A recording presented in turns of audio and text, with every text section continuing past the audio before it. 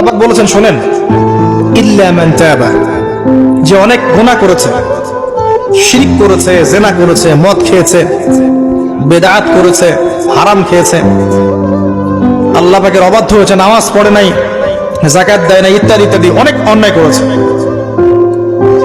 একদিন তওবা করে ফিরে এসেছে। আল্লাহ পাক বলছেন ইল্লা মান তাবা, যে ব্যক্তি তওবা করে ফিরে আসলো, ওয়া আমানা, এবং ঈমান নিয়ে আসলো, ওয়া আমিলা আমালান সালিহান, এবং এখন থেকে সৎ আমল করা শুরু করলো, হোক সে নারী বা পুরুষ, যে কেউ, যে কোনো বয়সের, যে কোনো বর্ণের, যে কোনো ভাষার, যে কোনো দেশের, এগুলো কিচ্ছু যায় আসে না আল্লাহ পাকের। ইন্নাল্লাহা লা ইয়ানজুরু ইলা আজসামিকুম ওয়ালা ইলা সুওয়ারিকুম ওয়ালাকিন ইয়ানজুরু ইলা কুলুবিকুম ওয়া আমালিকুম।